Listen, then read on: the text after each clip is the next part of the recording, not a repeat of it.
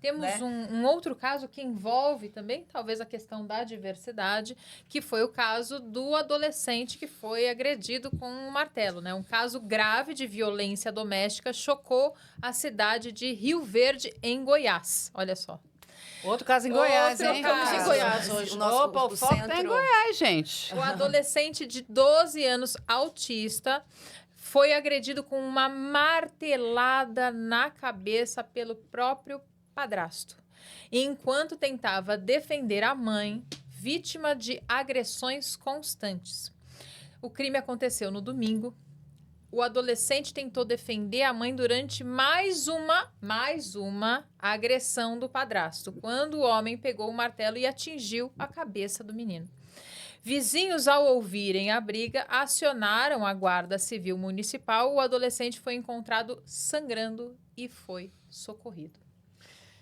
Quando eu falo diversidade é porque estamos falando da neurodiversidade, inclusive, né? Isso. E aí a gente... Aí eu sou mãe, né? Assim, não sei, né? Como é que a dor de um filho ver uma mãe sendo agredida, a dor também de uma mãe vendo a vergonha de uma mãe Passando por isso. passando por isso e vendo ser naquela situação, né, de vulnerabilidade.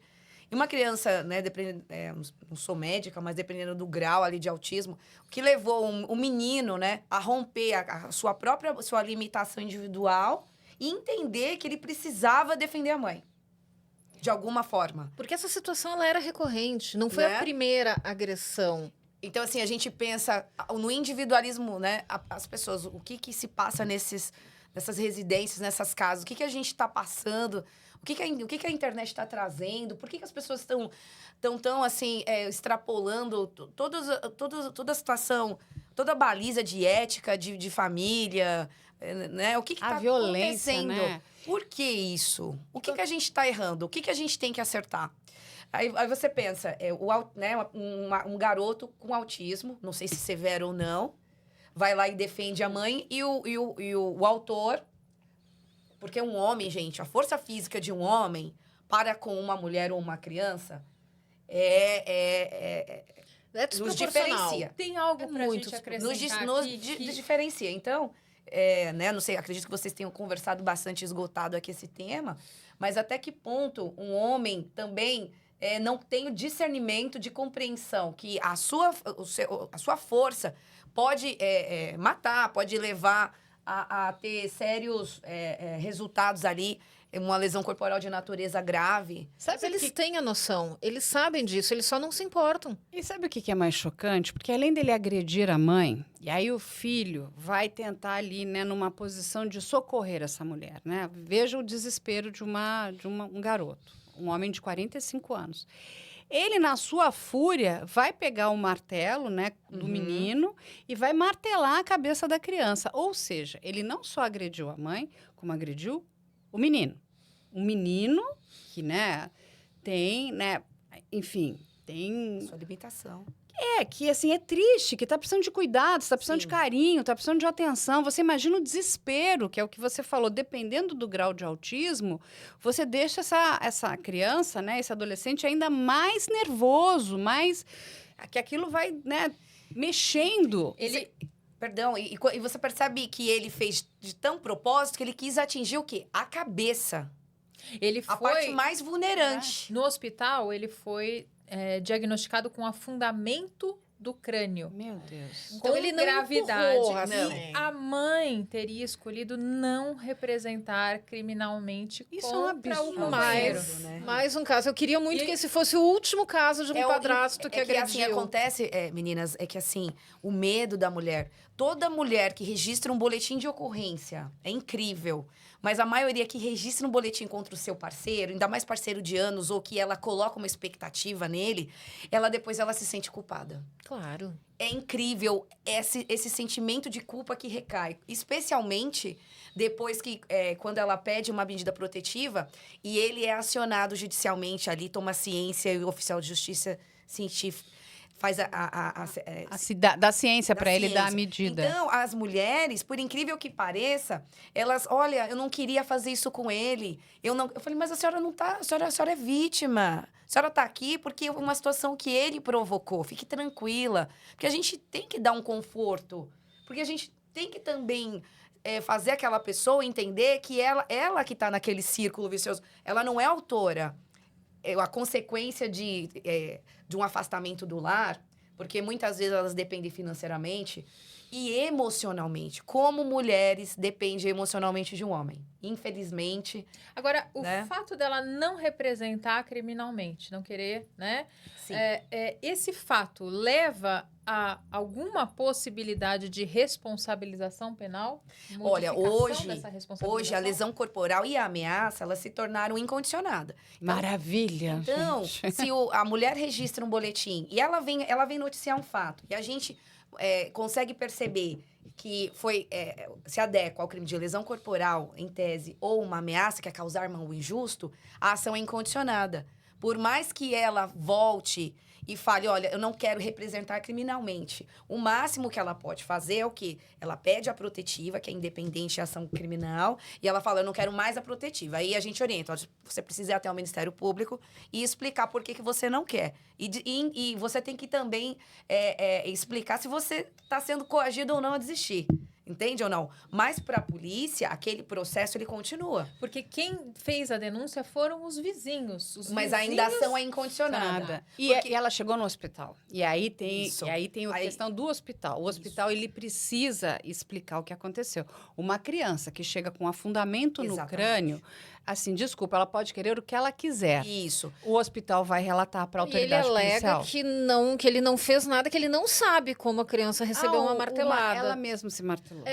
Normalmente, todo hospital, o hospital, ele tem... Quando chega uma ocorrência de natureza criminal, que eles conseguem até perceber que se trata de uma violência doméstica, eles vão acionar a polícia militar, vai acionar ou a guarda civil local, dependendo de onde a gente está. E aí, com o acionamento do órgão, é direcionado à delegacia. Porque aqui tem a notificação compulsória, né?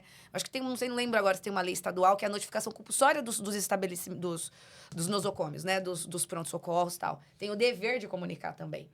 Porque senão o que acontece? O próprio hospital vai também cair na linha do crime. Como é que você... Ele sofre um Exatamente. processo. Você está vendo, né? Que chegou... E que não fosse uma criança, ok? Que fosse, por exemplo, uma mulher chegou com um afundamento no crânio. Como esse afundamento aconteceu? Você caiu? Exatamente. De que forma você caiu? Porque, assim, faz parte naquela triagem, você está consciente, você está falando e você vai explicar. Ele vai ver, olha, tem alguma coisa esquisita, eu acho que essa mulher sofreu violência. Eles também precisam comunicar, eles precisam chamar, se é no caso de uma criança, um assistente social. Conselho tutelar. O conselho tutelar tem que chamar pessoas para entender o que está acontecendo naquele contexto. Porque o hospital pode estar diante de um crime. E crime, qualquer um de nós, tá, gente? Não é só o hospital, não. Nós temos o dever, a obrigação de comunicar. Se eu estou vendo um crime... Senão você é coautor. Não, eu tenho a obrigação de Porque, comunicar. olha só, você imagina você um profissional da saúde. Aporta uma situação que você consegue perceber pelos hematomas até. Não condiz com o que o que ela está dizendo. Às vezes a pessoa até se expressa naturalmente, vai falando, olha, aconteceu isso, porque o médico precisa compreender também para dar um atendimento. Ó, eu vou encaminhar para um raio-x, eu vou encaminhar para um exame mais elaborado, o que eu vou fazer? O médico, né? Então, assim, eu vejo que o profissional da saúde também se coloca naquela posição. Gente, se eu liberar essa mulher aqui e esse autor, de repente, está aqui no pronto-socorro, ela sai daqui, ele pode matar essa mulher. Uhum. Então, ela precisa de nós uma temos medida responsabilidade protetiva. sobre tudo. Eu, particularmente, até quando uma pessoa é intimada e sai da delegacia, eu me sinto na responsabilidade daquela pessoa. Olha só. Porque dependendo da condição, se ela vem por meios próprios, eu tô vendo que ela tem condições, mas e se ela não tem? Ela sai do DP e, de repente, acontece alguma coisa.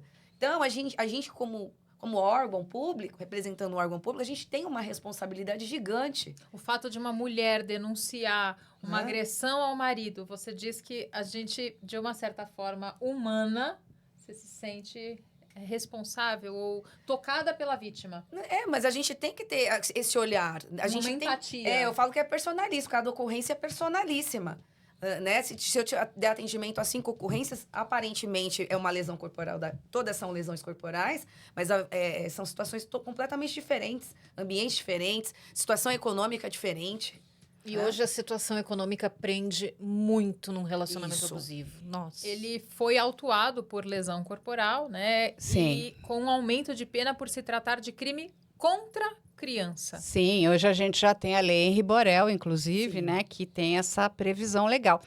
Mas tem uma coisa importante para a gente deixar aqui claro para as pessoas entenderem, que o que acontece? Essa mãe também, quando ela não quer denunciar um crime grave contra o seu filho, ela também É Pode conivente. estar numa omissão. ela pode é estar numa omissa. omissão. Exatamente. E isso pode se tornar um problema muito grave. Porque quando ela omite isso, a gente está vendo uma pessoa violenta pegar um martelo, Sim. martelar a cabeça de uma criança, ter um afundamento do crânio.